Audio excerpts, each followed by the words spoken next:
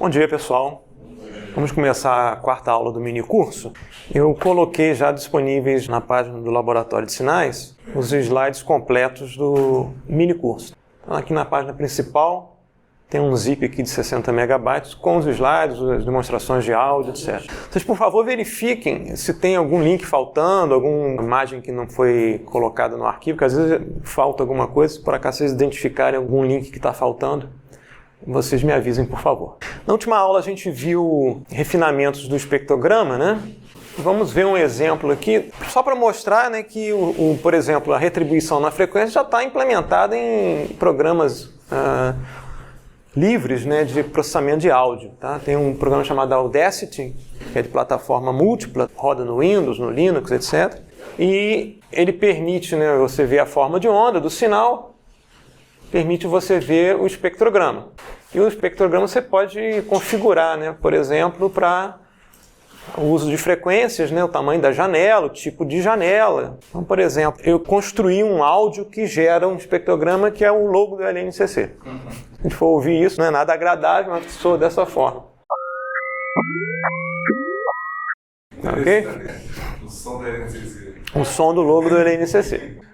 Mas a gente vê aqui para configuração que eu escolhi lá do espectrograma, né, as linhas aqui são relativamente grossas, né? E se a gente mudar a configuração e pedir para ele fazer a reatribuição em frequências, né, ele acaba produzindo um espectrograma mais refinado, tá? Que foi o que a gente viu na aula anterior. Então esse tipo de técnica não está aí só nos artigos científicos, está implementada em softwares que são disponíveis aí gratuitamente. Sim. Eu fiquei com uma dúvida em relação a essa retribuição de tempo e frequência. No caso, você mostrou, por exemplo, que tinham dois picos, e aí eles se acumularam nos picos ali. E aí também tem várias frequências simultâneas. Mas tem algum problema se tem um componente muito menor do que o principal? Você vai acabar jogando fora essa componente mais fraca por algum processo de limiar. Você joga fora se a intensidade é mais baixa. Se você quiser fazer isso. Mas as amostras vão tender para o maior pico e vão esquecer aquele pico menor. Você tem para um determinado bloco, né, você tem um espectro subjacente que é o espectro da DTFT, tá? Então, você pode ter um pico espectral intenso aqui, tá? E um outro menor aqui, mais fraquinho, tá ok? Quando você faz a amostragem, a DFT, você está amostrando aqui numa grade na frequência, tá ok? O que acontece é o seguinte, esses valores amostrados que estão nesse lóbulo aqui, eles vão tender a serem reatribuídos lá para cima, para o topo. Mesma coisa para esses caras que estão aqui em torno desse lóbulo menorzinho aqui. Eles vão tender, depois da atribuição, a aparecerem aqui lá no topo, no máximo local ali. É essa a ideia. Mas você pode ter pontos que estão mais afastados aqui, que acabam indo para outros locais. Podem ir até para a frequência negativa. Tá? Mas, o que existe de fato é uma tendência a você concentrar pontos que estão aqui no lóbulo principal lá no topo. Essa é a ideia. Então, na aula de hoje a gente vai ver as transformadas de wavelets, que ainda são na classe de métodos não paramétricos, e talvez a gente comece, mas não termine, a parte da decomposição em modos empíricos de Hwang, que também está na classe de métodos não paramétricos. Depois, na aula de amanhã, a gente termina a EMD, né, que são os modos empíricos de Hwang, e termina com métodos paramétricos, tá? Via modelos AR e ARMA. Então, o que são essas transformadas de wavelets? Tá? A origem do nome é uma mistura do inglês com o francês. Tá? Vem do wave do inglês, onda, e o diminutivo do francês, let. Ondelet. Então, em português, você pode chamar de pequena onda. Em Portugal, eles chamam de pequena onda, né? Ao invés de wavelet. Ondinha, ondícula, ondaleta, depende aí da área. Às vezes física usa ondaleta, depende da área em que você estiver trabalhando, tem um jargão aí específico. A ideia central é projeção do sinal numa determinada função, base. E essa função é a chamada wavelet mãe, que eu estou denotando aqui por psi til de t. Note que é uma função em tempo contínuo. Isso pode ser generalizado para bidimensional, aqui a gente vai fazer o estudo só para o caso 1D, tá? Tempo contínuo. Essa é chamada wavelet-mãe. A área de pesquisa, como é que você constrói essa wavelet-mãe? Existe uma família de tipos diferentes de wavelets-mãe. A gente não vai entrar no mérito de como é que se constrói uma wavelet-mãe nesse curso. A gente só vai mostrar que existem diferentes tipos de wavelet-mãe. A ideia é similar a Fourier. Eu vou construir um conjunto de funções φ, til, com dois parâmetros aqui, alfa e tal. A φ til vai ser também uma função em tempo contínuo, de t aqui, tá? Que vai ser nada mais, nada menos do que a versão da wavelet-mãe deslocada no domínio aqui por tal, então é t menos tal, ok? Desloquei para a direita ou para a esquerda, dependendo do valor de tal, se positivo ou negativo. E, além disso, eu estou fazendo um escalamento no domínio, dependendo do valor de alfa. Ou eu estico essa função no domínio, ou eu comprimo essa função no domínio, dependendo de alfa aqui ser maior ou menor do que 1. Então, eu crio uma família de funções com base na função wavelet-mãe, simplesmente fazendo deslocamento no tempo, né, e escalamento no domínio. Tá certo? Se for um domínio que não é temporal e espacial, vale a mesma ideia. Desloco no espaço, comprimo ou estico no espaço, ou em qualquer outro domínio de interesse. Então, note que eu tenho uma função em tempo contínuo, parametrizada por o alfa. O alfa é o fator de escala e tal é o fator de deslocamento. E eu vou construir uma função bidimensional cujas variáveis independentes são alfa e tal. Logo, o domínio aqui é escalamento e deslocamento, que eu vou definir como um fator de escala aqui, tá?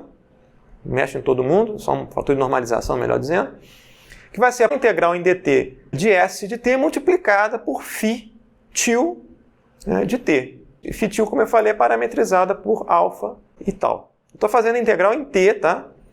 E altero os valores aqui de alfa e tal nos reais, alfa maior que zero e tal, entre menos infinito e mais infinito, e faço essa integral aqui dessa multiplicação em dt. Então eu vou produzir um mapa para cada valor de alfa que eu escolher e cada valor de tal que eu escolher. Se eu substituir aqui o φ til por essa expressão, chega nessa expressão aqui, não mudei nada.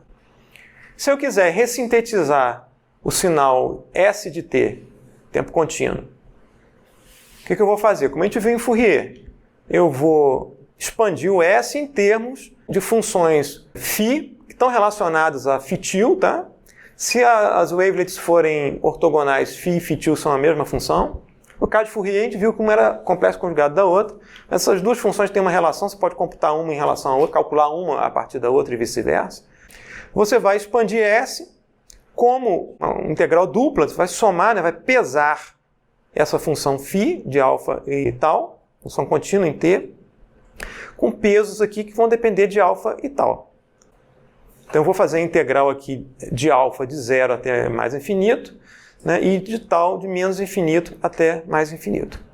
Mesma ideia de Fourier. Então eu consigo reconstruir o sinal em tempo contínuo a partir desse mapa S de alfa tal.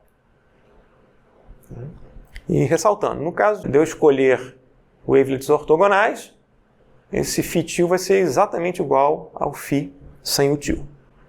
Então é essa a ideia, né, por trás da transformada de wavelets, que a gente está notando aqui que está tudo no tempo contínuo. Não só a função wavelet-mãe é definida em tempo contínuo, ou no domínio contínuo. Essas funções φ também são definidas em tempo contínuo. Os parâmetros alfa e tal estão também nos reais, tá? Então está tudo em domínio denso aqui, nos reais, tá? Para a gente começar, vamos ver a questão de nomenclatura, porque é muito comum você ver na literatura, fiz uma decomposição usando wavelets. Isso não diz absolutamente nada sobre o que você fez. Porque você tem uma família de transformados. Você tem a chamada CWT, que é a transformada de wavelets contínua, que é exatamente o que a gente viu aqui. Eu vou projetar o sinal S nessa família de funções aqui que depende de parâmetros contínuos e é uma função em tempo contínuo. E o sinal original aqui está em tempo contínuo. Essa é chamada CWT. Existe uma outra família que é a chamada DWT, que é a transformada de wavelets discreta, mas para sinais em tempo contínuo.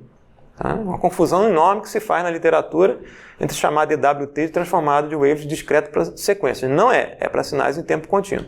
O que eu estou discretizando aqui é a transformada. São os parâmetros da transformada, o alfa e o tau. E existe a chamada DT-DWT, que aí sim é a transformada de wavelets discreta para sinais discretos. Tá? Quando a gente está vendo simulações computacionais e relatórios na literatura falando que usei uma transformada wavelet para uma imagem ou para um sinal, que você usou o computador para fazer as contas, é essa transformada aqui. Essas duas aqui, né, elas aparecem mais em análise teórica do estudo de wavelets. É bom a gente já de cara ressaltar, né, que é importante você especificar, né, o que você está fazendo, qual é a ferramenta que você está utilizando. Usei wavelets. Isso não quer dizer nada. Você usou isso aqui, você fez simulação computacional, qual foi a wavelet mãe que você escolheu? E por que você escolheu a wavelet mãe como aquela família, né? Então é importante se especificar exatamente o que você fez. Informações importantes aqui em comparação com Fourier, né? Confrontando aqui o wavelets com Fourier. O domínio transformado no caso de wavelets, CWT, é um mapa bidimensional aqui, alfa-tau. Não é frequência. Alfa é a escala da função e tau é o deslocamento da função. Nada a ver com frequência. No domínio Fourier é frequência. A gente viu que a função, no caso de Fourier, que eu estou usando para projetar o sinal, é uma exponencial complexa, né?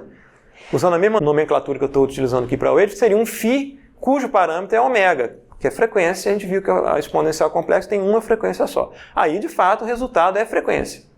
Tá? O resultado da projeção é frequência. No caso de waves, não é frequência. É escala e deslocamento. Quando eu escolho uma determinada wavelet mãe, eu tenho uma quantidade grande de possibilidades de escolha. No caso de Fourier, não. É só a função exponencial e acabou. Não tem variação nenhuma em relação à escolha de funções wavelets mãe. Vamos ver que tipos de wavelet mãe, né? Um subconjunto aqui bastante utilizado. Tem a wavelet Haar, que basicamente é um pulso aqui com amplitude 1, depois com amplitude menos 1. Duração finita. Isso é muito comum em wavelets. Enquanto a exponencial de Fourier é de menos infinito até mais infinito, em termos de duração temporal, eu posso projetar wavelets que têm suporte temporal compacto, finito. Começa e termina. O janelamento já é natural quando eu faço a projeção. Não preciso janelar nada, porque a própria função φ, ou φ-til, já é de suporte compacto.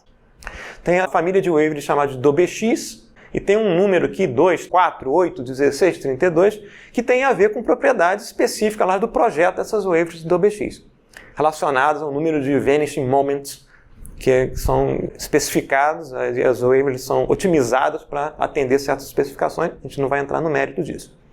Tem o wavelet de Koifman, também tem um número aqui que está associado a propriedades que você vai atender lá para projetar essas wavelets. Tem simlets também, tá? Então você vê que tem formatos completamente diferentes. Como é que eu decido qual a wavelet mãe que eu vou escolher?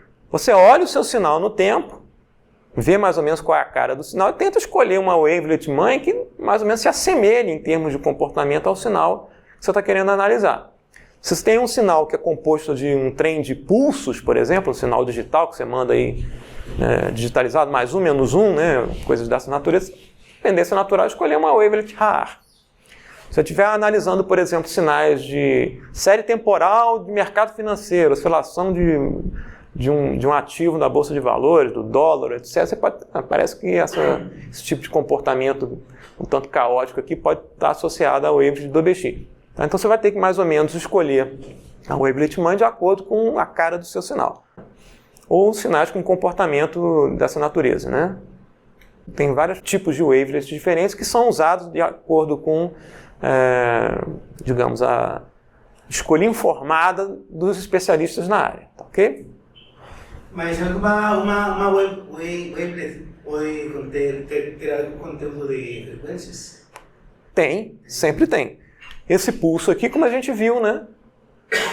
Um sinal que para cima e para baixo, ele tem um conteúdo amplo de frequência, não é uma frequência só.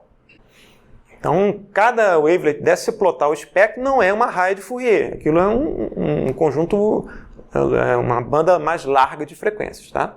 Por isso que a transformada não produz um resultado que é frequência, produz um resultado que é escala, tempo.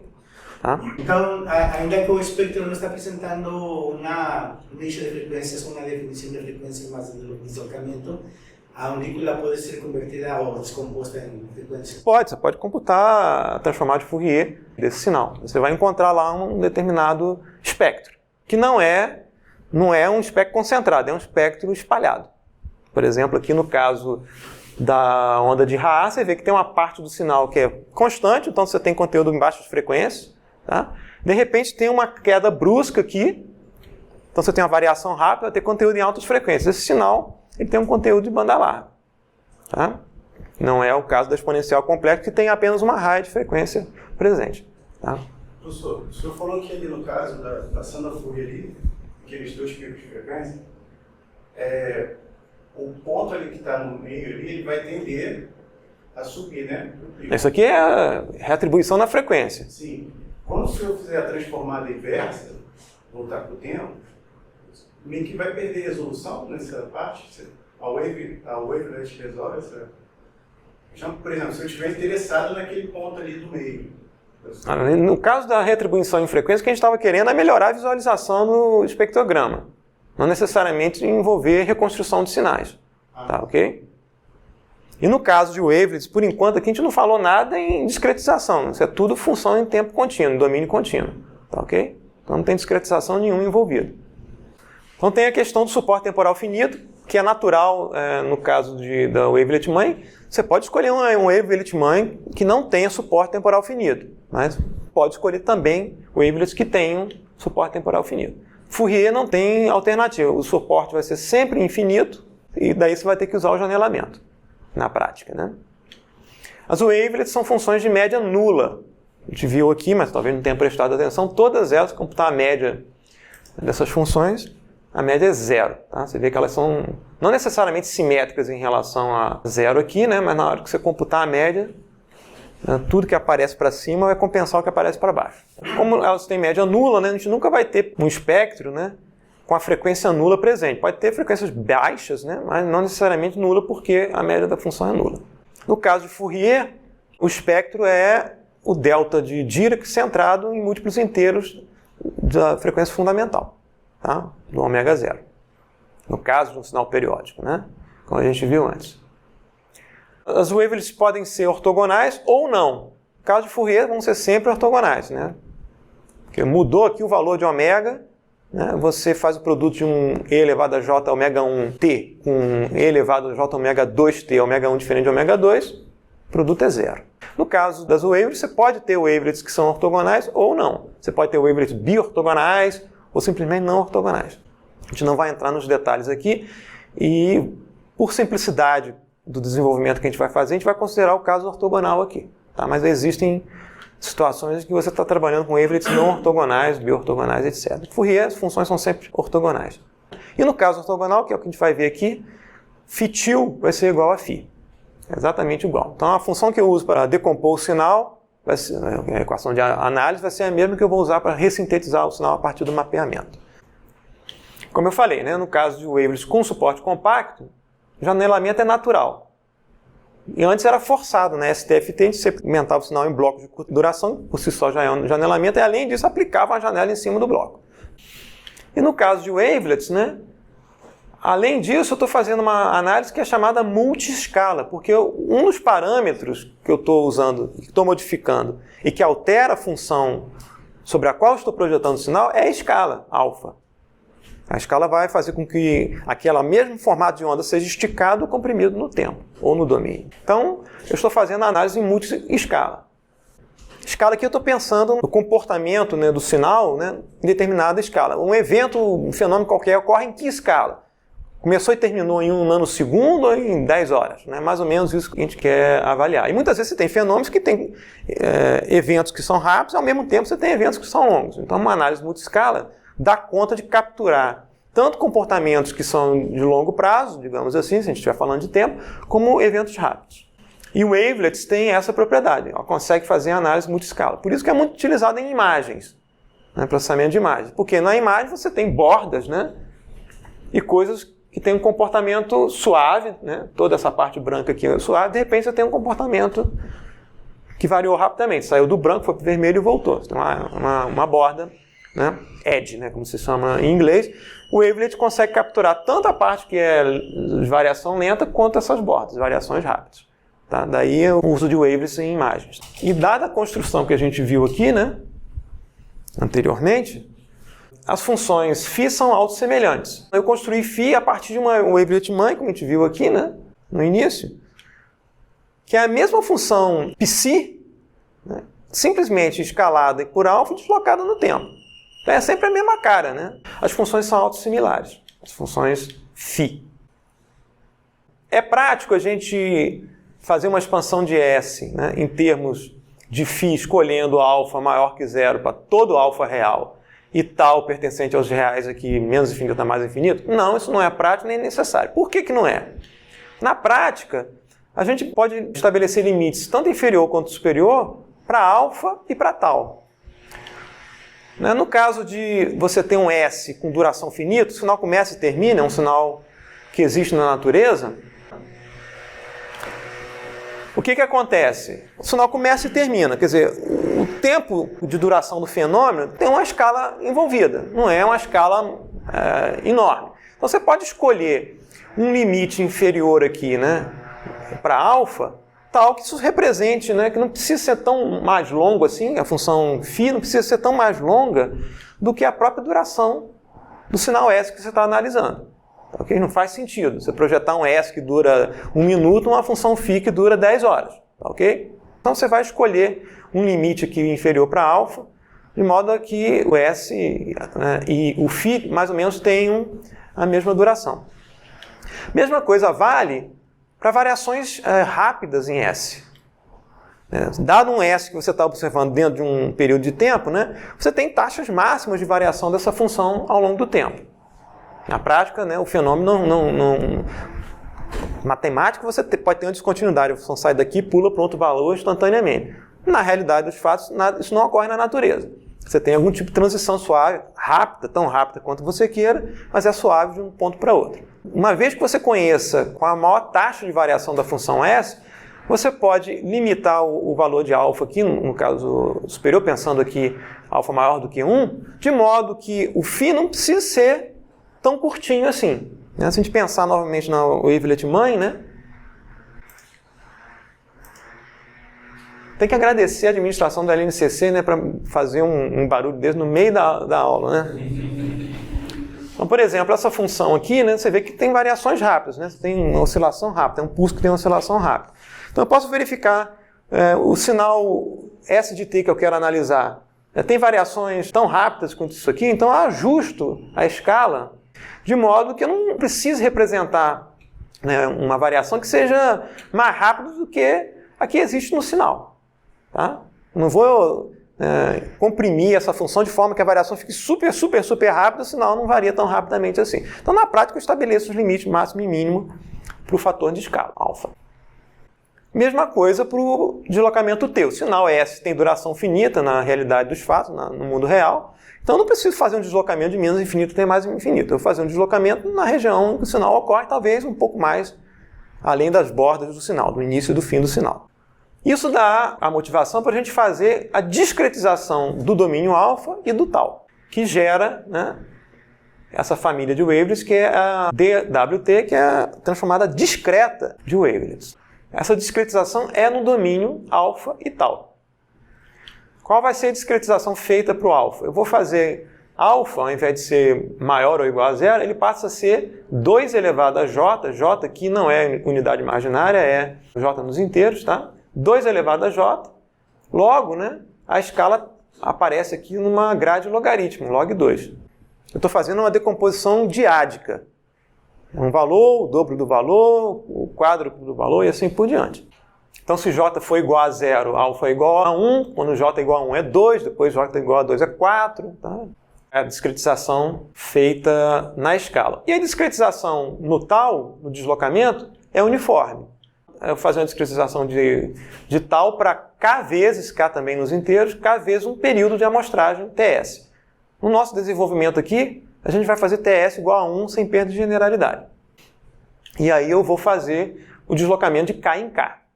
subjacentemente tem um período de amostragem envolvido. Ao fazer isso, né, a wavelet psi, que antes tinha parâmetros alfa e tal, vai ter parâmetros j, parâmetros nos inteiros, e k também, parâmetros nos inteiros, né? E a gente pode escrever a função como um fator aqui de normalização, φ de 2 elevado a j que multiplica t, isso aqui dá conta do escalamento no domínio, menos k que dá conta do deslocamento no domínio. Então a única coisa que eu fiz aqui foi discretizar, né, o espaço dos parâmetros alfa e tal. O espaço dos parâmetros agora passa a ser indexado, né, pelos índices j e k. Novamente, a função psi é uma função em t, t que pertence aos reais. Daí é o fato que a dwt ela é uma transformada discreta para sinais em tempo contínuo. Então a equação de análise, se a gente escolher arbitrariamente aqui uma escala j igual a 0 e k igual a 0, ou seja, nenhum deslocamento e escalamento natural, isso vai definir para a gente a wavelet mãe, a gente vai escolher lá um wavelet mãe de acordo com o nosso problema. E agora a equação de análise, ao invés de a gente ter aqui um mapa S que depende de alfa e tal, a gente vai ter um número D, né, que depende de dois parâmetros discretos, J e K. Então, dado uma escolha de J e dada uma escolha de K, que vai definir aqui, né, a compressão, o escalamento temporal e o deslocamento, a gente vai projetar o sinal contínuo, logo uma integral aqui de menos infinita a mais infinita, em dt, de S de t, que é o sinal contínuo, sobre o psi de t, né, com esses parâmetros J e K. Então, para cada valor de J e K, você tem um número resultante dessa conta, que pode ser um número real, dependendo dessas funções serem ambas reais, ou pode ser um número complexo, dependendo ou de S ou de psi ser uma função complexa. Note, então, que o resultado aqui, para um determinado conjunto de valores J e conjunto de valores K, isso aqui é uma matriz. Eu transformei um mapa S alfa tal, que era um mapa contínuo, né, no domínio alfa contínuo e tal contínuo, num mapa discreto. Isso aqui é uma matriz de números. Para cada valor discreto aqui, né, de J e K. Se eu fixar, por exemplo, uma escala, eu fixo J, né, o D de K passa a ser uma sequência de números. Então, dada uma escala fixada, né, o resultado da transformação é uma sequência. E a equação de síntese, como a gente viu antes, né, vai ser a mesma história. Né? Eu vou, dado que eu consegui um mapa aqui bidimensional, eu vou expandir S, né, pesando as funções sobre as quais eu projetei o sinal, por D. Como eu tenho dois parâmetros aqui, J e K, eu tenho que fazer o somatório em J e em K. Aqui eu defini de forma geral, né? Então estou varrendo tanto K quanto J de menos infinito a mais infinito. Na prática, você vai escolher um limite tanto para o tal, né, que vai ser indexado aqui por K, quanto para o alfa, que vai ser indexado aqui pelo J, por essa discretização aqui para o alfa e para o tal, essa discretização aqui. Nesse caso aí, então a função φ é mesmo para ida e para volta. Para ida e para volta. Estou considerando aqui o caso ortogonal. Se fosse um caso não ortogonal, a função φ seria uma e a função... Essa aqui seria uma φ til e essa aqui seria φ. Tá? Mas no caso ortogonal, elas são as mesmas funções. Como eu falei, representar S em todas as escalas J pertencentes aos inteiros, em prática, a gente pode estabelecer limites inferior e superior para fazer essa representação multi-escala em escalas que são úteis para a gente, né? Para a análise do sinal em questão. Por convenção, a escala mais longa, né, ou menos detalhada, a gente vai chamar de J igual a 0. Seria a escala da wavelet mãe.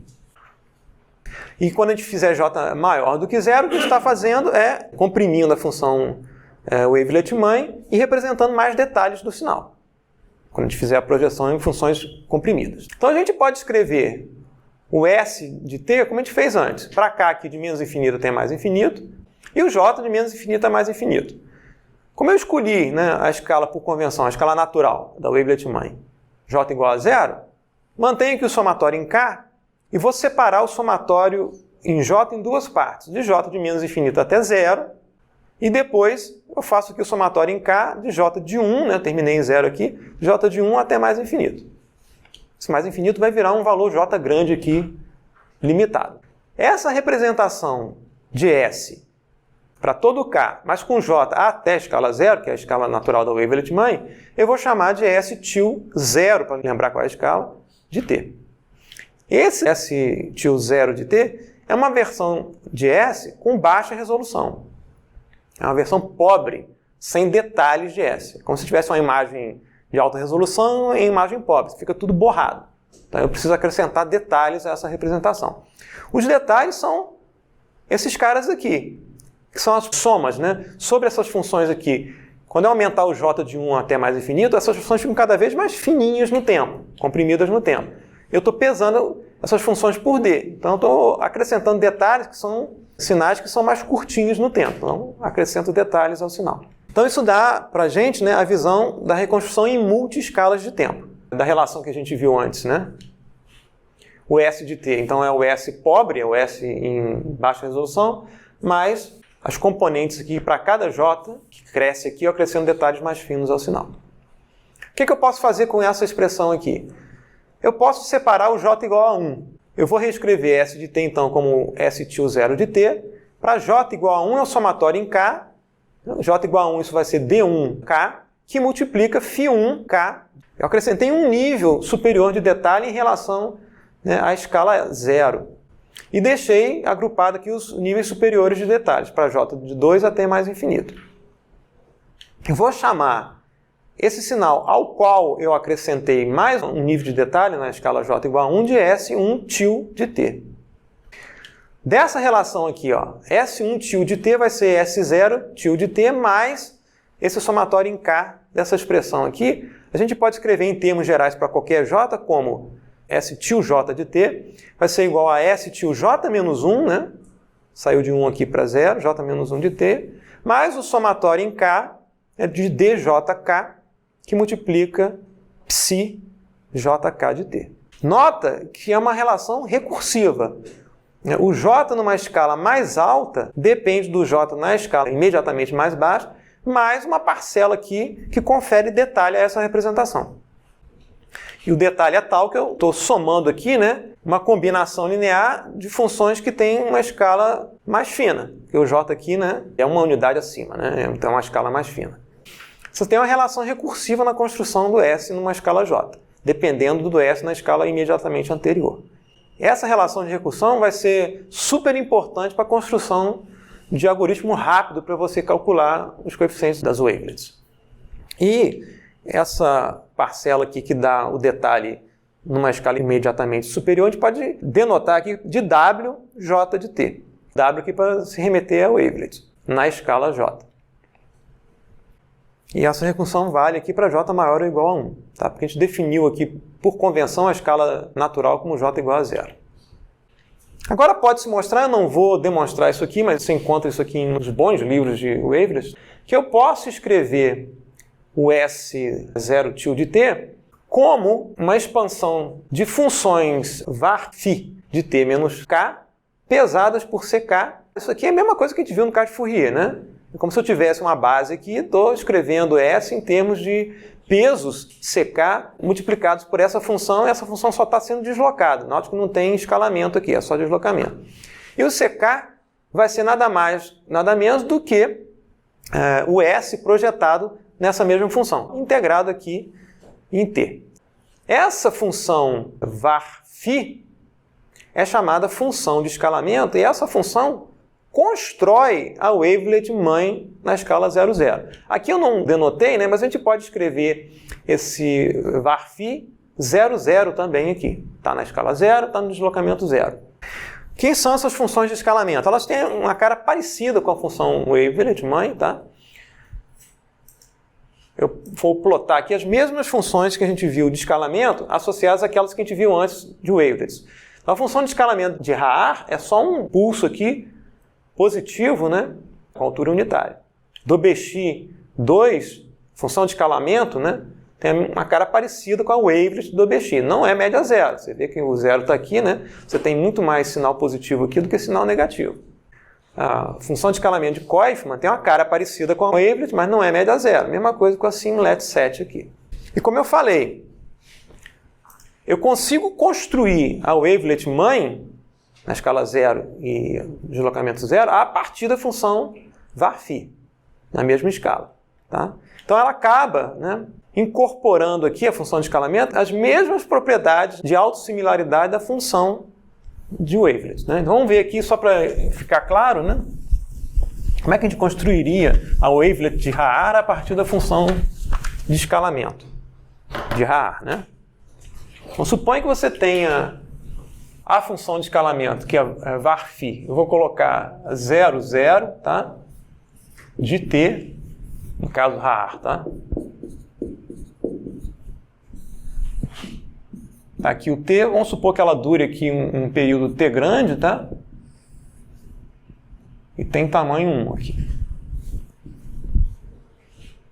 E eu quero construir a psi00 associada, que é a wavelet, tá? Isso aqui é a função de escalamento e essa aqui é a wavelet. Tá? Como é que a gente constrói na mesma escala que duração t? Né? Então eu quero que esses dois caras tenham duração t.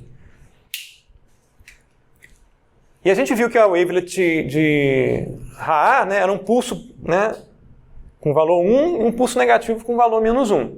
Então eu posso escrever esse cara aqui, né, 0, 0 de t, como sendo essa função comprimida 2 vezes, tá ok?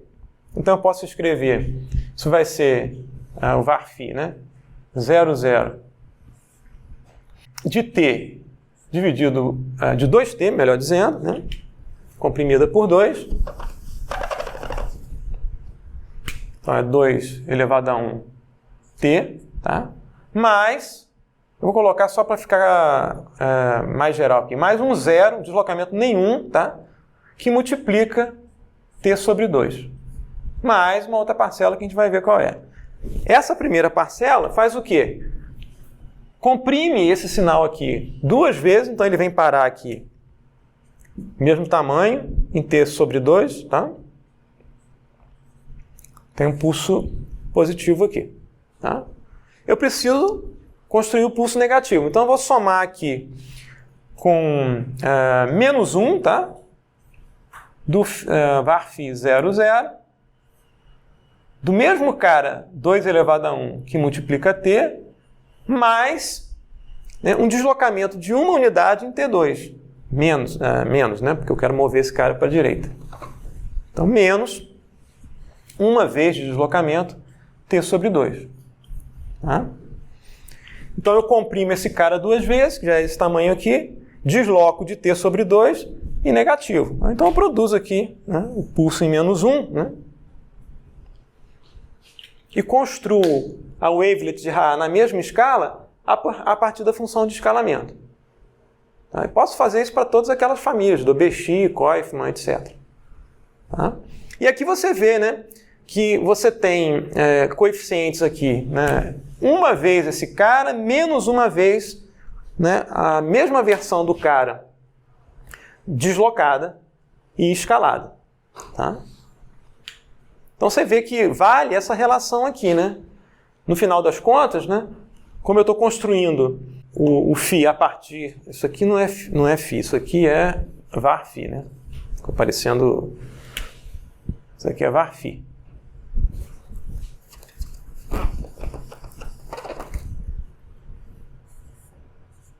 Zero, zero, tá? Como eu construo uma em relação à outra e vice-versa, né? Como eu fiz o psi aqui ter essa estrutura, a função de escalamento var_phi também vai ter a mesma estrutura, porque é construído em função da outra. Então elas têm a mesma propriedade, né, de autossemelhança a partir desse tipo de discretização do domínio alfa, né, e tal, como a gente viu antes. Então na escala J, numa escala J qualquer, eu posso escrever o S til J de t como um somatório de menos infinito a mais infinito em K, né, de CJK que multiplica var_phi aqui de JK de t menos K. Por essa expressão aqui, tá ok? A única coisa que eu fiz aqui foi acrescentar a escala J, né, nessas duas expressões aqui, para refletir esse comportamento de autossemelhança. E a gente vai ver que essa construção, né, que a gente viu no caso de Haar, né, em que você tem valores discretos aqui, tá, que são os pesos dessa combinação linear, vão fazer parte depois do processo recursivo para você obter as wavelets de modo rápido. Então, se tiver um sinal S representável entre duas escalas finitas, né, a escala natural 0, né, mais longa, até a escala detalhada J, grande aqui, J maiúsculo, que você escolheu arbitrariamente, não arbitrariamente, mas de acordo com o comportamento do seu sinal, você pode representar o S de T, né, como a versão em baixa resolução de S, e mais J níveis de detalhamento aqui, até o J máximo, que é o detalhamento máximo suficiente para você representar o seu sinal. Acima disso, você está acrescentando detalhes que não fazem parte do que você quer representar. Então você consegue esse tipo de estrutura, né, e que cada J vai acrescentando um detalhe mais fino ao sinal. E qual é o objetivo da decomposição em wavelets? É encontrar os coeficientes DJK, que estão associados aos Ws grandes aqui de 1 até J, e encontrar o C0K, que está associado à decomposição de S, né, que foi feita aqui em relação aos CKs, tá? Em especial aqui o zero. Essa expressão aqui, né, eu posso colocar vírgula zero aqui, que seria a reconstrução de S, né, a expressão de S na escala zero. Então eu quero encontrar os DJKs, de J de 1 até J grande, e o C0, né, de K. Essa é a ideia da decomposição. Aqui também eu vou apresentar o resultado, mas não vou demonstrar por que é isso, né?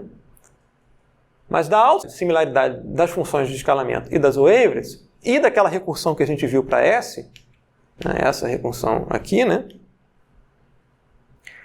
A gente pode escrever uma forma recursiva para obter os coeficientes C numa escala J-1 a partir dos coeficientes C numa escala J. Isso aqui J e aqui J-1. A escala J é mais fina do que a escala J-1.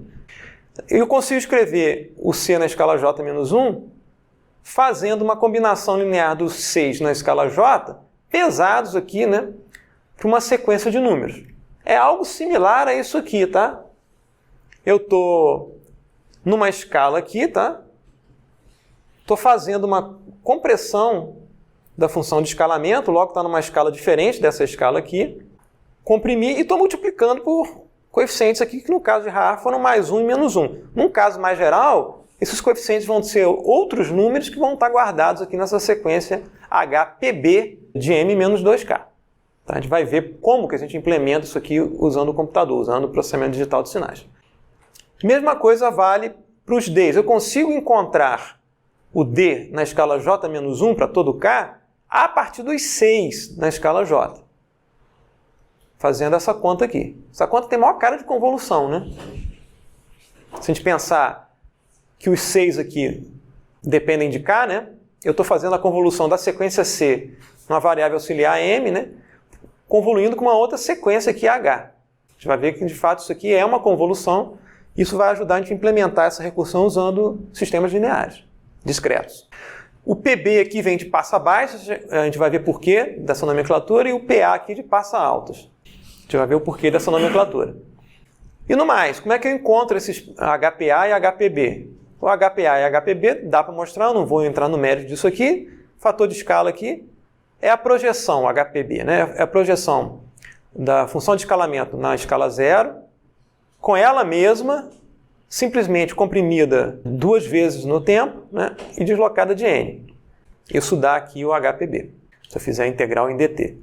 O HPA, tem um raiz de 2 aqui, uma normalização, é a integral em dt do produto do psi, na escala 0, 0, pela função de escalamento na escala 0, comprimida 2 vezes, deslocada de n. Então, a gente consegue, uma vez que a gente definiu quem é a função de escalamento, e quem é a wavelet associada, do BX, Haar, etc., a gente consegue encontrar, dado uma escala natural 0, a gente consegue encontrar esses coeficientes fazendo essa conta aqui. Note que o n aqui só vai dar o deslocamento da função de escalamento, que foi comprimida por 2, está sendo deslocada aqui de valores inteiros n. Tá? O n aqui está nos inteiros. Então esse processo recursivo aqui, tanto para C, que depende de um C na escala imediatamente superior, quanto para o D, que depende do C, numa escala imediatamente superior, vai ser fundamental para a gente obter uma forma rápida de computar as wavelets. Então, qual é o procedimento recursivo para encontrar o que a gente quer? Que são os coeficientes DJK na faixa J, de J grande até 0. Note que a gente vai começar do J grande e vai reduzir o J até 0 por causa dessa recursão aqui. Você vê que o C na escala J-1 depende do C na escala J, na escala acima. Tá? Então, a gente começa da escala mais alta e vai movendo no sentido da escala mais baixa, até chegar ao J igual a 0. Primeira coisa que a gente vai fazer é escolher qual é a função de escalamento e qual é o wavelet mãe associada na escala natural, 0. Depois a gente vai projetar o S sobre a função de escalamento na escala mais detalhada, mais alta aqui, o J igual a J maiúsculo. E vai obter aqui o C na escala mais detalhada, J maiúsculo. Da onde vem essa projeção aqui? Da fórmula que a gente viu antes para computar o C, né? O C, né, na escala J grande aqui, é a projeção de S no φ na escala J grande. Eu omiti aqui a escala J, mas se a gente fizer aqui J grande, vírgula K, isso aqui vai ser a projeção de S em J grande, vírgula K. Então a gente encontra os coeficientes CJ grande K fazendo essa projeção aqui. Pela fórmula que a gente viu antes. Calculo o HPB e o HPA por essas duas fórmulas aqui. Tá? Uma vez definida a função de escalamento, é o wavelet associado. E aí vou rodar a recursão para CJK e DJK, começando do J maiúsculo até o J0. Então vou rodar essas duas recursões aqui.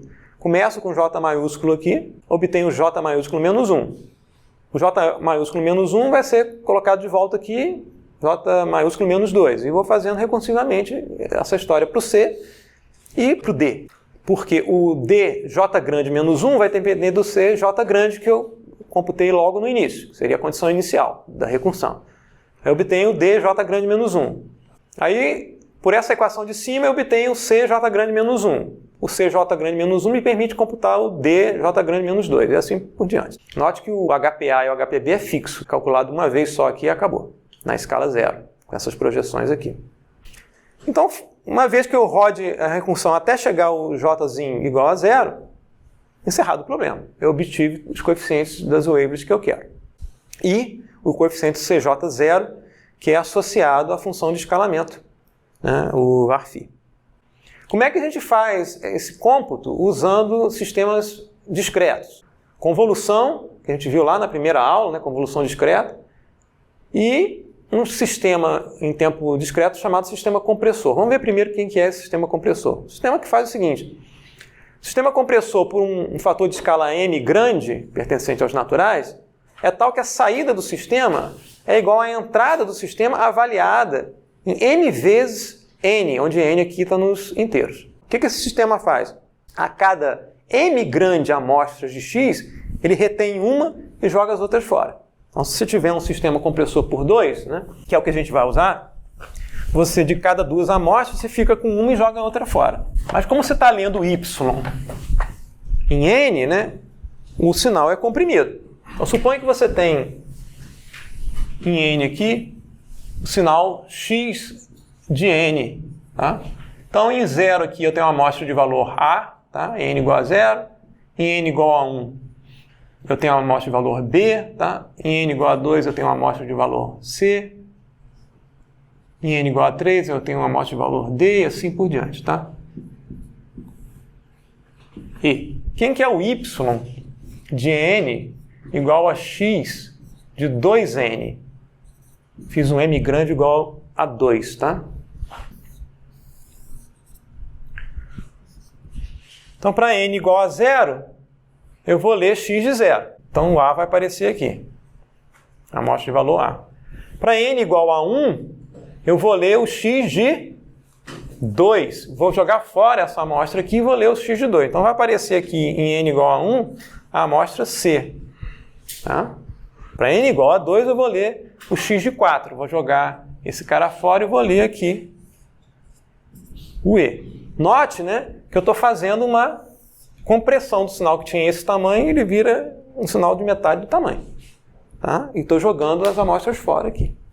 Então, esse é o sistema compressor. Tá? Ok? Dúvida? E eu vou fazer o seguinte, para ficar mais clara a notação, eu vou chamar esse C na escala J mais 1 em função de K, indicando aqui entre colchetes, né, o K, como se fosse uma sequência de números. Então eu fixo uma escala e tem uma sequência de números nessa escala. A gente vai verificar aqui, né, que aquela recursão para C, que tem uma cara de convolução, nada mais é do que a convolução do C com H revertido no tempo, e depois dessa convolução ser feita, eu aplico o sistema compressor. Então vamos lá, são duas etapas. Né? Eu vou primeiro convoluir essa sequência Eu vou construir o C na escala J mais 1, convoluindo o C na escala J com o HPB revertido no tempo, não é no mesmo K, é em menos K, e depois eu faço uma compressão por 2. Essa convolução eu posso escrever como C chapéu J-1 de K. Seria o quê? Quem seria a convolução dessas duas sequências aqui? Suponha que seja em K aqui. Variável auxiliar M, né?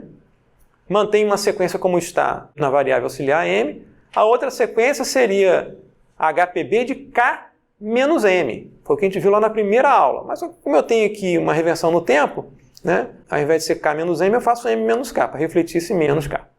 Isso aqui é só o efeito da convolução. E se depois eu aplico uma compressão por 2 em C chapéu de J-1, o que eu vou fazer? Quem que é o C J-1 de K sendo a compressão desse cara aqui por 2? É o C chapéu de J-1 de 2K. Foi o que a gente viu aqui. Sistema compressor. O que eu vou fazer com essa expressão aqui? Vou transformar o meu K em 2K. Então vai ser CJ-1 de K, vai ser somatório em M do CJM, mais o HPB, né, e o K aqui virou 2K pela compressão por 2. Só afeta K, não afeta M. Que é exatamente, né, a fórmula recursiva que a gente viu lá, mudando a notação aqui, que eu, ao invés de colocar esse K aqui no subscrito, eu coloquei como argumento aqui da sequência. Tá? De comparar essa fórmula aqui, é exatamente igual à fórmula aqui, colocando o K aqui entre colchetes. Tá? Exatamente a mesma fórmula. Então a gente consegue realizar ou implementar essa recursão usando processamento digital de sinais. O que eu vou fazer? Convolução nada mais é do que definir o HPB como a resposta impulsiva, não é à toa que está escrito como H, de um sistema com esses coeficientes aqui, que foram calculados por essa fórmula aqui. Note que essas funções aqui têm suporte temporal finito. Logo, esse deslocamento aqui, N, é finito. Eu tenho um número finito de pontos em HPB e em HPA. Então, eu consigo construir um sistema modular que faz o seguinte. Primeiro, eu computo lá, como a gente fez, o C na escala mais alta, J grande. Vou fazer esse C ser alimentado no sistema cuja resposta impulsiva é HPB de menos K, refletido no tempo. Alimenta esse mesmo CJ no HPA de menos K. O resultado, né, a saída desses sistemas, eu faço a aplicação do sistema compressor. Então, no caso do C para C, né, do CJ para o CJ menos 1, é esse caminho aqui. CJ, convoluo com HPB revertido no tempo, aplico o sistema compressor, obtém pela recursão C na escala J menos 1. Uma sequência aqui na escala J menos 1. No caso do HPA seguido do sistema compressor, eu obtenho aqui os coeficientes da wavelet na escala J-1. Encerrou o problema aqui, já obtive o DJ-1 que eu queria. Agora eu vou refazer a recursão modularmente para o CJ-1. CJ-1 passo pelo mesmo filtro que é esse aqui, com a resposta revertida no tempo, comprimo, obtenho o CJ-2. Vou fazendo isso em cascata, né, modularmente, até obter o C0 de K. Esse cara CJ-1 de K, eu passo pelo filtro HPA de menos K, convoluo com HPA de menos K, comprimo por 2, obtenho o DJ-2 de K. Então você vê que é uma forma modular, né, de fazer essa conta, né, em que eu sempre, para o C que eu obtenho aqui, eu aplico o mesmo módulo, né, e obtenho um C em escala inferior e o D em escala inferior até terminar aqui na escala 0 que eu defini como a escala natural. Então você tem uma forma modular, né, de fazer essa conta que gasta ordem N de multiplicações complexas. N sendo o tamanho do sinal da sequência CJK aqui. Note que o tamanho aqui, né, de CJ vai depender de quem? Como é que eu estou computando o CJ? Né? Eu estou computando através dessa fórmula aqui. Né? O CJ, né? Vai depender do deslocamento que eu fizer aqui, com K. Quanto mais alto o valor de K aqui, mais amostras eu tenho em CJK. Então eu consigo realizar essa conta, né, de forma recursiva. Resultado de um estágio, eu aplico novamente um módulo e obtenho o resultado no próximo estágio. Esse resultado aqui eu aplico exatamente esse mesmo módulo e obtenho no próximo estágio até parar de fazer a recursão. Eu mostrei isso aqui para o caso do C para o D, é a mesma coisa, tá? É a mesma ideia. Se a gente fizer essa mesma conta aqui em 2 passos, a gente vai encontrar a mesma recursão para o D em relação ao C na escala imediatamente superior. Isso tudo ainda para sinais contínuos. O que acontece no caso de sinais discretos, que é a DT, DWT? Eu não tenho um S de T, eu tenho uma sequência de números com K aqui nos inteiros. Sequência de N números. Existe uma suposição subjacente, tá, que é a seguinte. Eu vou considerar que na escala mais fina, a função de escalamento se aproxima bem, ou aproxima bem, um delta de Dirac em T deslocado de K. Por exemplo, a gente viu lá um exemplo de função de escalamento de Koifman, né? Na escala 0. Tem essa cara aqui. Suponha que eu comprima essa função de tal forma que ela se aproxime bem de um delta de Dirac. Que ela fique bem fininha, feito um delta de Dirac. Então, se a gente escolher o J grande tal que isso seja representativo do que a gente está supondo, né, que não seja uma hipótese furada, a gente pode fazer na prática o seguinte, simplesmente atribui ao C, na escala mais alta, o S diretamente. A hipótese subjacente é a seguinte, eu não tenho nada mais a acrescentar a esse S de K, então eu posso simplesmente considerar que na escala mais refinada, a melhor representação que eu tenho do sinal é o S de K. Por que eu coloquei teorema da amostragem lá na primeira aula? Pareceu meio fora de contexto, né? A gente viu que o teorema da amostragem, se a gente amostra um sinal com uma frequência de amostragem Fs, a maior frequência representável é a metade da Fs. Isso significa o seguinte, eu joguei fora qualquer detalhamento de sinal, qualquer variação mais rápida do sinal acima daquela frequência, da metade da frequência de amostragem.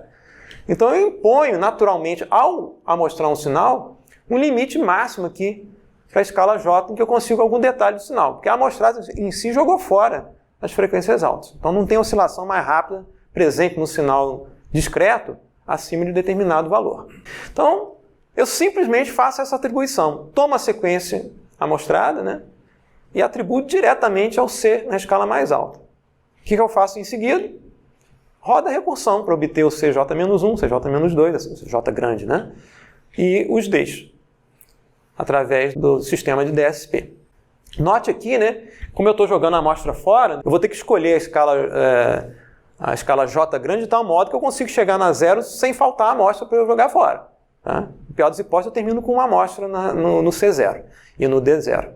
Nota que cada vez que eu aplico o sistema compressor, eu estou reduzindo o tamanho da sequência por 2. Então, para não chegar aqui faltando a amostra para fazer essa decomposição, o tamanho de CJ grande de K tem que ser 2 elevado a J pelo menos. Vou jogar metade do sinal fora a cada estágio aqui e chego com uma amostra aqui no final. Se eu tiver definido a escala J aqui, o N tem que ser pelo menos 2 elevado a J, o número de amostras do CJ aqui, que seria o número de amostras do sinal. E a complexidade computacional dessa decomposição é ordem N. A gente pode lembrar aqui que a DFT tinha ordem N ao quadrado, na forma direta. Na forma da FFT, era ordem log 2 de N multiplicada por N sobre 2. Aqui você faz em ordem N. Então você tem uma forma rápida de fazer essa conta. Além disso, é uma forma modular de fazer a conta. Eu consigo fazer reconstrução usando esse mesmo sistema aqui, tá? Eu vou espelhar esse sistema para o outro lado, o compressor vai virar um sistema expansor, tá? Você vai ter, por exemplo, lá para aquela última parte lá, né? Eu tenho aqui o C0 de K, né? C0 de K e o D0 de K. Eu vou simplesmente fazer o sistema expansor, né? Esses dois caras aqui. O sistema expansor não tem milagre, né? Se eu joguei fora a amostra, a única coisa que eu posso fazer daqui para lá, eu perdi essas informações da amostra B e da amostra D. Eu vou ter que colocar zeros aqui. Tá? O sistema expansor desse sinal para esse sinal aqui, tá? É esse sinal aqui. Tá? Isso aqui eu perdi para sempre. Não tem jeito. Vou aplicar o sistema expansor e depois vou aplicar, convoluir esse cara aqui, né, com HPB, né? HPB de menos K, no caso ortogonal aqui, né? E o HPA de menos K. Ok? Faço isso aqui e vou somar esses dois sinais aqui e obtenho o sinal E esse ponto aqui vai ser submetido a esse mesmo módulo, eu vou construindo essa estrutura, né? Um sistema refletido aqui, eu consigo reconstruir de volta os secais aqui. Então é possível a volta também, a transformada de ida, a transformada de volta. Como é que fica, do ponto de vista qualitativo, né, o esquadrinhamento no plano tempo-frequência entre Fourier e wavelets? No caso de Fourier, a gente viu que, dado um bloco de sinal, que dura esse tempo aqui, você tem faixas na frequência. Se fizer a DFT, cada intervalo aqui é 2π sobre n grande, onde n grande é o número de pontos da DFT. Não tem jeito. Aí é frequência mesmo. Tá? No caso das wavelets, não, você vai ter um mapa multiscala. No primeiro estágio aqui, essa divisão aqui, passa baixos e passa altos, divide, né, a faixa completa de espectro de CJ numa parte de baixas frequências e numa parte de altas frequências. A divisão é diádica, eu divido no meio. Idealmente, na prática, não é no meio. Tem interseção entre esses dois caras. Mas suponha essa divisão ideal aqui.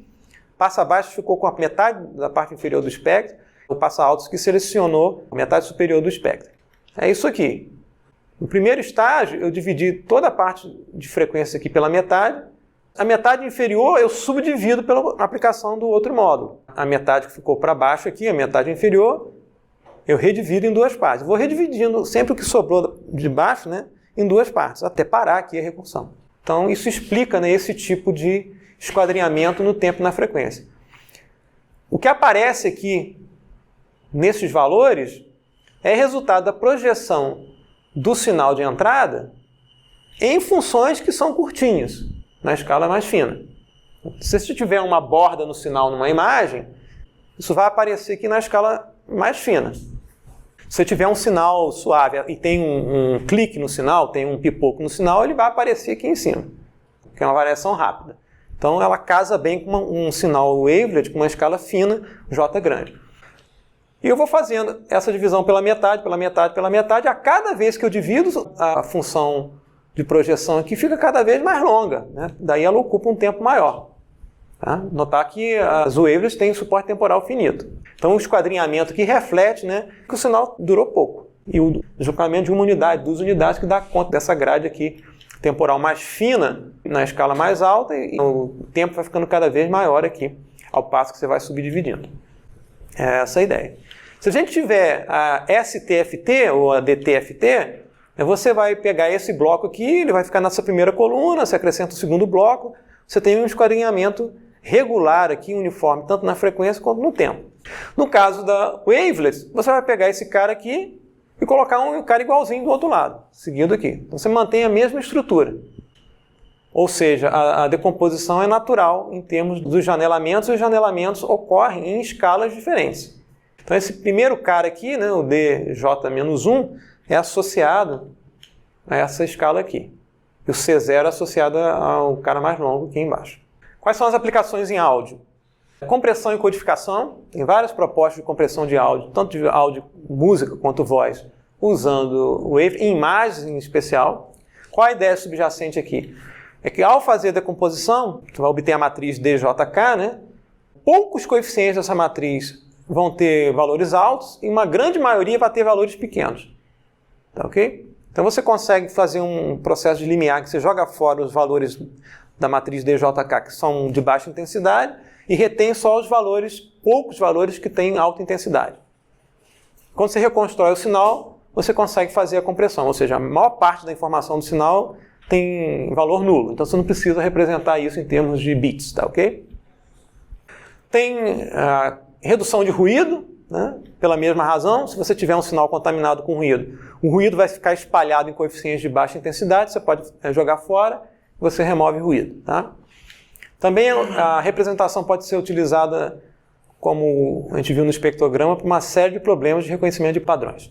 Análise de ritmo, etc. Tem uma série de aplicações que a gente pode utilizar usando como informação de entrada, decomposição em wavelets do sinal de interesse, seja um sinal 1D como uma imagem, um sinal multivariado.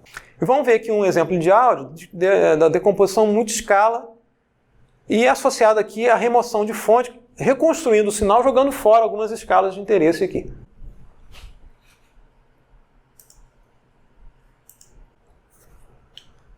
Estou representando de forma aqui super simplificada aquele diagrama de decomposição modular, tá? Não estou representando aqui os sistemas, tá? E estou representando de forma refletida, justamente para refletir o esquadrinhamento aqui, tá?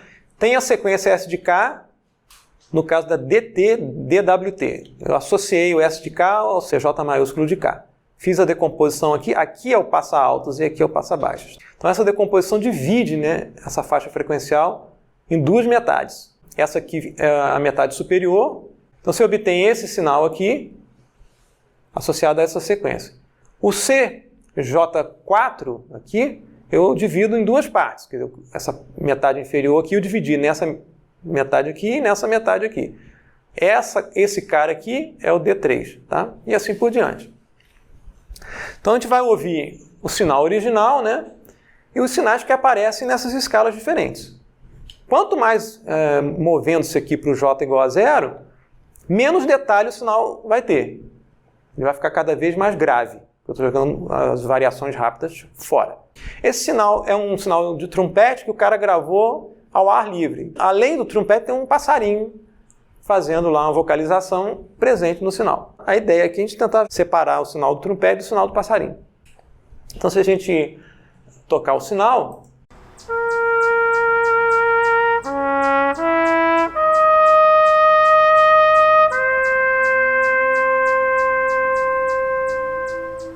Se a gente tocar a escala 3, que é essa faixa aqui, note que não é decomposição frequencial. D4 tem essas frequências todas aqui, em geral mais do que isso, tá? Bem, se expande aqui, que essa decomposição não é exatamente uma caixa aqui, tá? E outra caixa aqui, tá? Não é mesmo, tá? Isso aqui acaba sendo algo, na prática, assim, tá? Você tem overlap entre esses dois caras, tá ok? Dependendo do tipo de wavelet que você está utilizando. Se a gente ouvir essa faixa aqui, soa dessa forma. O passarinho está ali. Vocês ouviram um negócio por baixo que é um pedacinho do trompete, dos harmônicos superiores do trompete. Só ouvir de novo porque eu falei no meio do caminho, atrapalha o vídeo aqui. Tá?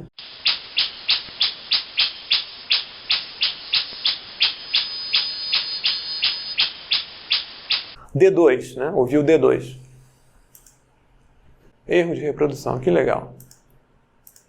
Não sei o que o PowerPoint fez aqui comigo, mas ok. Doidão.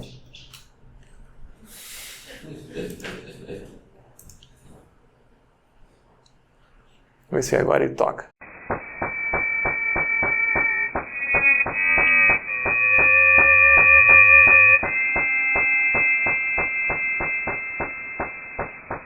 Mas vamos ouvir o C0.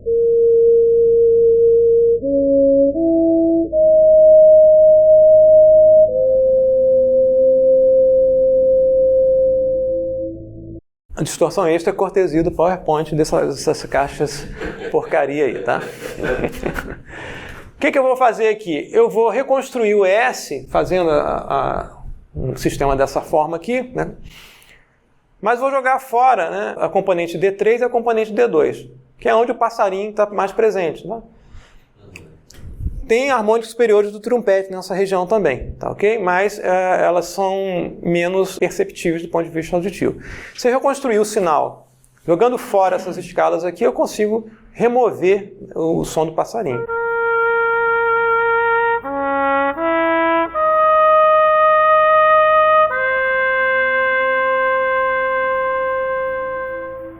E acaba acrescentando uma distorção extra no sinal, porque você jogou fora alguma informação, né? E como essas respostas aqui não são exatamente caixas na frequência, quando você joga fora a informação, você acaba criando aliasing, tá? De uma banda de frequência para outra. Então você remove parte do sinal e cria problemas de aliasing. A reconstrução é perfeita se você não mexer em nada. Se você não fizer qualquer alteração nesses coeficientes aqui, você consegue voltar para o domínio original sem distorção. Para áudio, você acaba ouvindo a distorção que você criou ao remover ou ao processar esses coeficientes aqui antes de fazer a reconstrução. Então, a questão é o quanto você aceita de erro na aplicação que você tem em mente. No caso de compressão de imagem, é a mesma coisa. Toda vez que você tenta comprimir, as bordas ficam meio borradas, né? Você tem efeitos de oscilações no entorno das bordas, que são efeitos de aliasing associados ao fato de você ter modificado aqui esses coeficientes. Se não fizer modificação, a reconstrução é absolutamente perfeita, a menos de erros numéricos, de quantização, etc. Ok? Só... curiosidade, então, se o objetivo era separar o passarinho do trompete, você escolhe a forma da wavelet mais adequada para isso, ou naturalmente? Nesse caso aqui, eu não me preocupei com isso não. Eu escolhi aqui a wavelet do OBX de tamanho 32, que é bastante utilizado aí, mas não foi nenhuma escolha particular. Na verdade, eu escolhi porque soou bem. Eu mudei as wavelets lá e uma soava um pouco menos distorcida do que a outra. Tá, ok? Como o sinal é complexo, você não olha para o sinal, você não consegue ver uma wavelet específica que seja melhor. Muitas vezes é uma experimentação mesmo. Okay? No caso aqui, eu acho que foi o wavelet do OBX de tamanho 32 que eu utilizei, que seria a wavelet mãe. Tá? As outras vão ser só versões mais curtinhas. Por exemplo, se você pensar em termos de estacionariedade do sinal, olha qual é a taxa de amostragem desse sinal aqui. Tipicamente, o sinal de áudio é estacionário em torno de 30 milissegundos, vê o número de amostras desse sinal e escolhe a wavelet mãe com suporte temporal nessa escala. Tá? Então você pode escolher do OBX 64, do OBX, tem lá potências de 2, tá, ok? Se a gente olhar o... Ele está tocando sozinho aqui, não é isso que eu quero. Tocando tudo. Né? Era isso que eu queria. Eu queria mostrar o espectrograma do sinal, tá? Tempo aqui passando, frequência. Tá? Se a gente olhar aqui o espectrograma, esse sinal foi amostrado a 44.1 kHz, consigo representar até metade da frequência, 22K. Tá? O trompete está aqui em baixas frequências, em torno aqui até você consegue ver alguns harmônicos aqui até 8, mais ou menos. E o passarinho está fazendo a vocalização dele aqui, né? Que a gente está vendo aqui, como é muito rápido, a gente vê quase como uma linha na vertical. A gente vê que a energia está mais concentrada nessa região aqui. Então, lá em cima, né, tem informação do passarinho, né, na metade superior, mas não tem muita energia. Né? Essa aqui seria a faixa que é o D3. E mais baixa aqui é o D2. O sinal reconstruído, né, tem esse espectro aqui. Não mexi nada aqui em cima, né? Aqui praticamente eu zerei, né? Você vê que não é um corte abrupto, né? Porque as funções não são tão, digamos, não variam tão rapidamente aqui na frequência, tá, ok? Então você consegue, dependendo do que você quiser fazer, jogar fora a informação que é mais energética aqui numa faixa de frequências, né? E manter aqui as que você quer. Então tem aplicações diversas nessa área, tá, ok? Isso aí funcionaria bem também se os sinais estivessem na mesma faixa de frequência? Se estivesse na mesma faixa de frequência, você ia jogar os dois fora. Tá? Mas aí a wavelet não ia conseguir separar... Não. Se o sinal estiver contaminado com ruído branco, por exemplo, ruído rosa, isso vai aparecer em geral aqui, na escala mais alta. Porque o sinal tem mais energia aqui, então a razão sinal-ruído nessa frequência é uma e aqui é outra. Não tem quase nenhum sinal de interesse aqui, o ruído está todo lá. Aqui você tem mais energia no sinal de interesse e o ruído está pouco presente aqui, comparativamente falando. Então você pode jogar fora, né, os coeficientes lá em cima, você tem uma percepção que o sinal está com menos ruído. Essa estrutura aqui, né, vou olhar de novo lá nos slides, né, tem relação com outra área de processamento de sinais, que é banco de filtros. Na verdade, se você pensar, como eu coloquei aqui, em termos de filtros passa alto e passa baixas, né, esquecer que você está trabalhando com wavelet, você pode projetar filtros, né, com uma resposta que seja aproximadamente divida a metade do espectro, que nunca vai conseguir uma resposta que é um caixote assim, vai ser algum tipo de resposta em vermelho aqui, mas você pode trabalhar, né, o projeto de filtro de modo a tentar aproximar bem isso aqui. Às vezes a resposta tem uma oscilação aqui, desce assim, tá? Você tem como aproximar respostas que têm características específicas em dividir o sinal em metade da banda e o outro é o espelho disso aqui, tá? A outra resposta do passa altas é alguma coisa assim. Nunca você vai conseguir uma resposta que é uma janela retangular na frequência. Então, você pode tratar, né, wavelets dessa forma como banco de filtros, tá? No mais, nada me impede de aplicar esse mesmo módulo aqui ao DJ-1, ou seja, eu vou sair desse esquadrinhamento aqui e também vou me permitir dividir aqui essa metade superior do espectro. Aí não é mais chamado de wavelets. Aí são chamados de decomposição em frames. Tá? Aí você perde a propriedade de ortogonalidade, etc., mas você pode subdividir essas faixas aqui também. Tá? Aí é a chamada decomposição em frames. Você pode alterar essa grade aqui de acordo com o interesse. Às vezes você quer refinar mais um determinado trecho frequencial do sinal. Então a gente termina hoje, eu gastei mais tempo com isso do que devia, mas ok. E amanhã a gente tenta terminar o tópico de EMD, transformada Hilbert-Huang, e modelos paramétricos, tá ok? Dúvidas sobre o que a gente viu até agora?